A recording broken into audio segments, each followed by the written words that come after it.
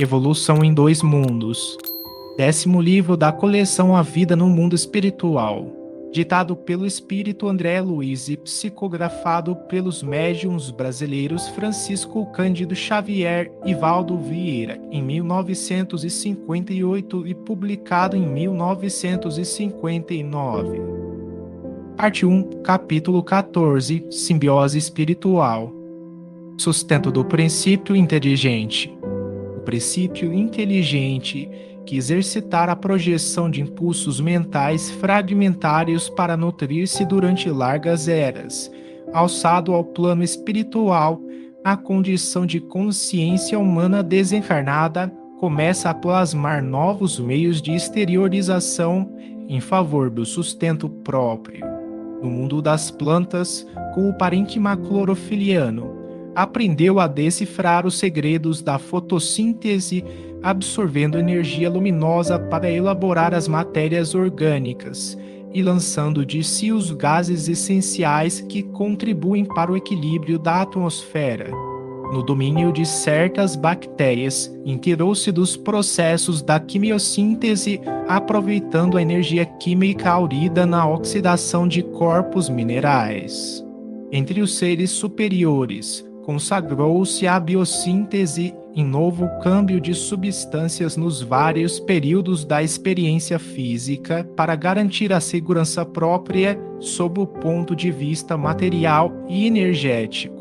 Habituado aos fenômenos do anabolismo, a incorporação dos elementos de que se nutre e do catabolismo, a desassimilação respectiva, automatizar-se a existência em metamorfose contínua das forças que alcançam a máquina fisiológica através dos alimentos necessários à restauração constante das células e ao equilíbrio dos reguladores orgânicos.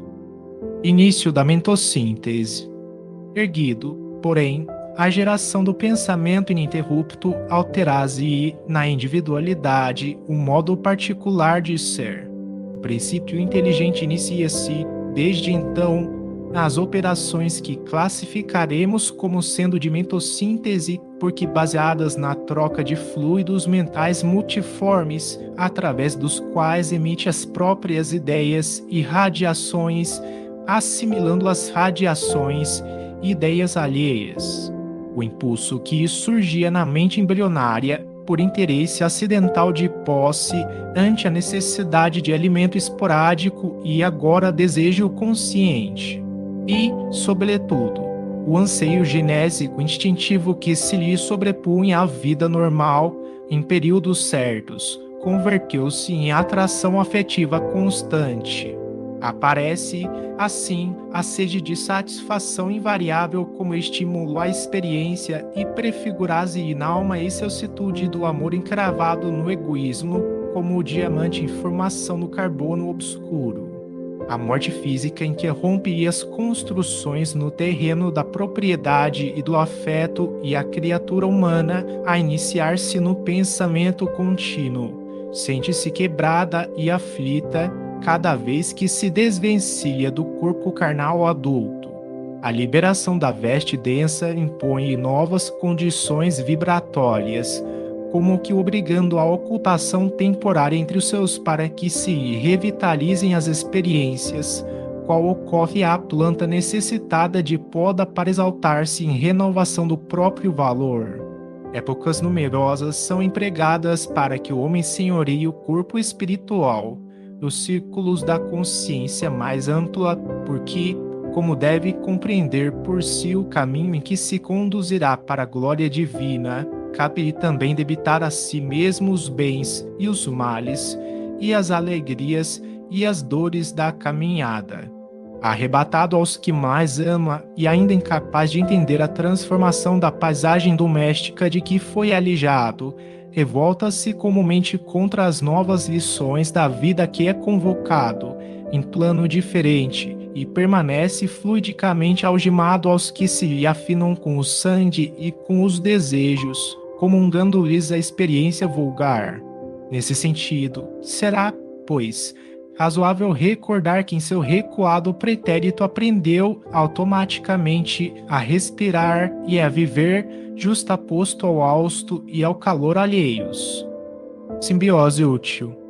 Revisemos, assim, a simbiose entre os vegetais, como, por exemplo, a que existe entre o cogumelo e a alga na esfera dos líquens, em que as hifas ou filamentos dos cogumelos se intrometem nas gonídeas ou células das algas e projetam-lhes no interior certos apêndices, equivalendo a complicados haustórios, efetuando a sucção das matérias orgânicas que a alga elabora por intermédio da fotossíntese.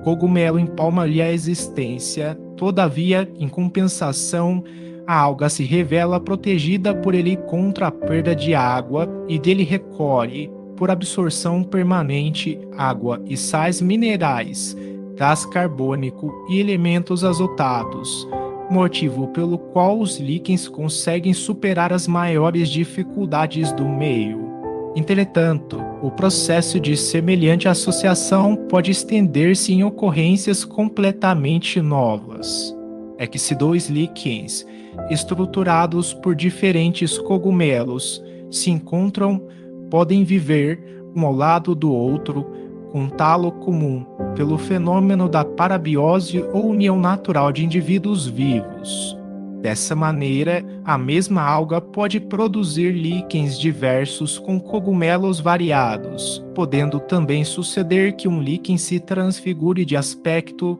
quando uma espécie micológica se sucede à outra. Julgava-se antigamente na botânica terrestre que os líquens participassem do grupo das criptogâmicas,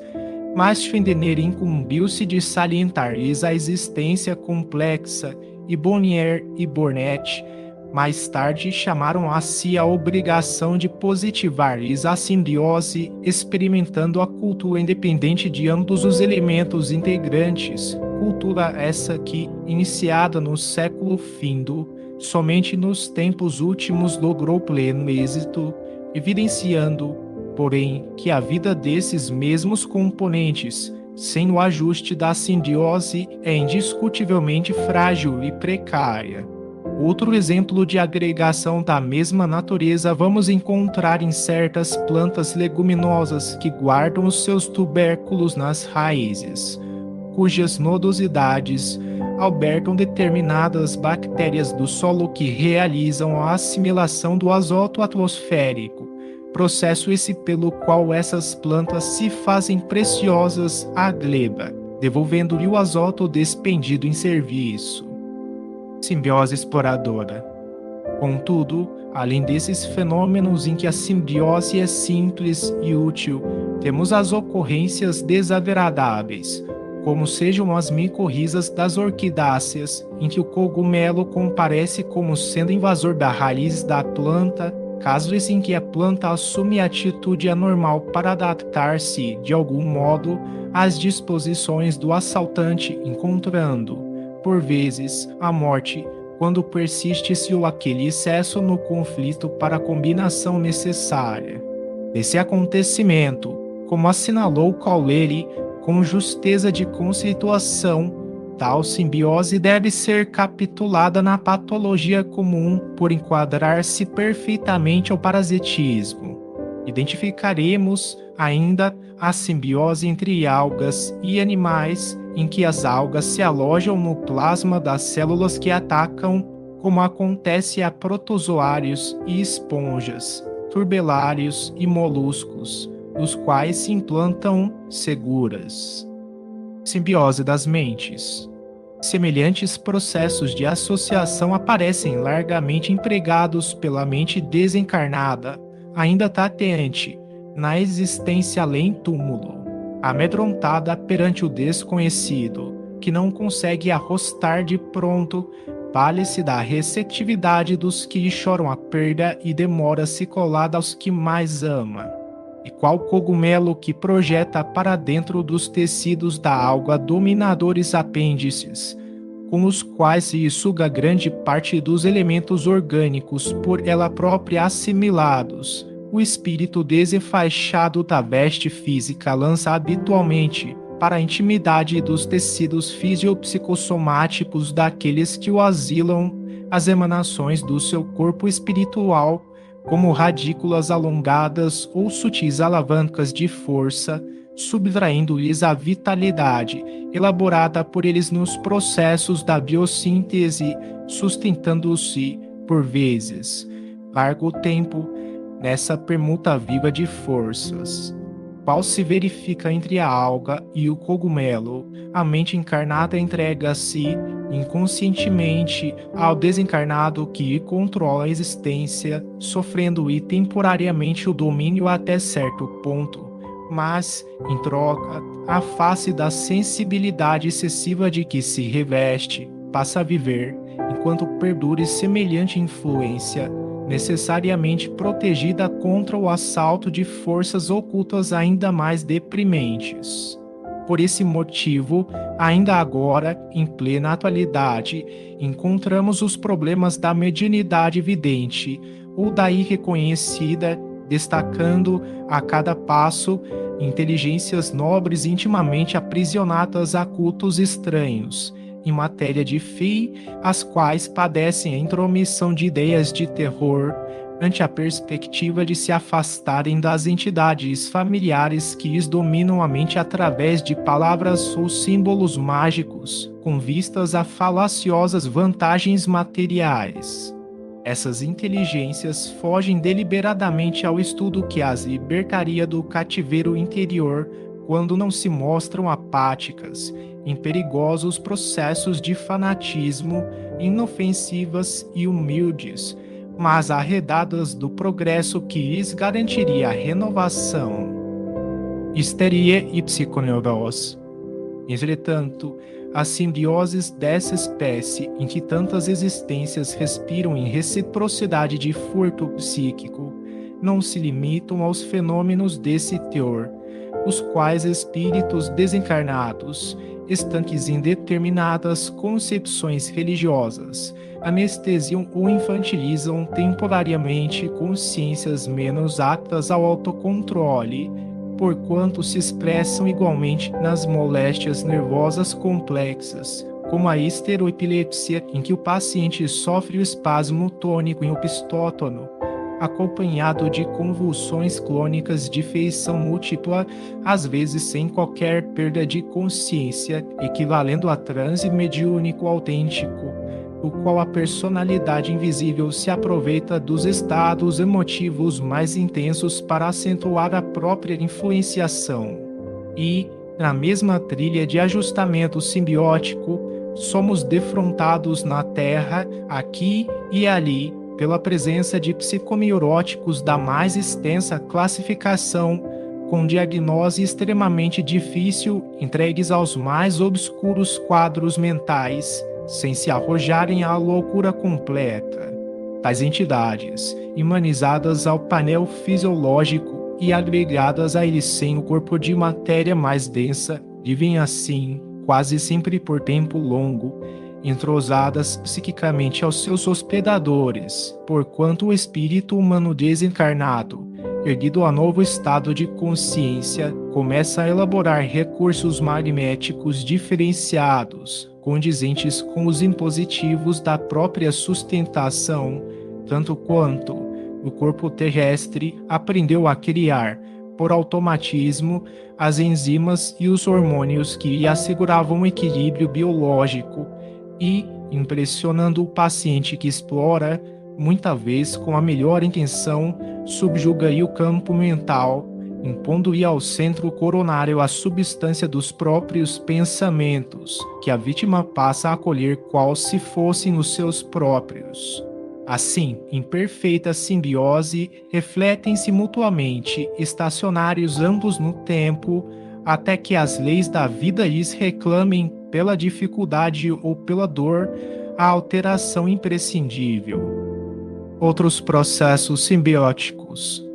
De outras vezes, o desencarnado que teme as experiências do mundo espiritual ou que insiste em prender-se por egoísmo aos que jazem na retaguarda, se possui inteligência mais vasta que a do hospedeiro, inspira e atividade progressiva que resulta em benefício do meio a que se vincula, tal como sucede com a bactéria nitrificadora na raiz da leguminosa. Noutras circunstâncias, porém, efetua-se a simbiose em condições infelizes, nas quais o desencarnado permanece evato de ódio ou perversidade enfermiça ao pé das próprias vítimas, inoculando-lhes fluidos letais, seja copiando a ação do cogumelo que se faz verdugo da orquídea, impulsionando as situações anormais, quando não impõe lentamente a morte, seja reproduzindo a atitude das algas invasoras no corpo dos anelídeos, conduzindo-os a longas perturbações, fenômenos esses, no entanto, que capitularemos com apontamentos breves em torno do vampirismo, como responsável por vários distúrbios do corpo espiritual a se estamparem no corpo físico. Ancianidade da simbiose espiritual.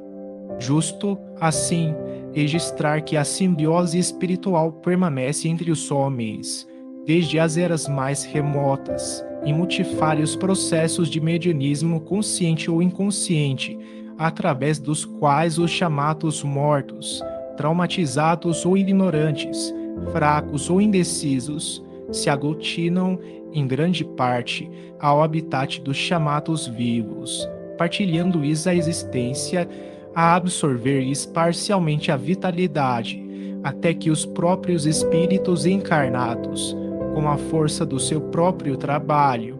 um estudo edificante nas virtudes vividas, lhes ofereçam material para mais amplas meditações, pelas quais se habilitem à necessária transformação com que se adaptem a novos caminhos e aceitem encargos novos, à frente da evolução deles mesmos, no rumo de esferas mais elevadas.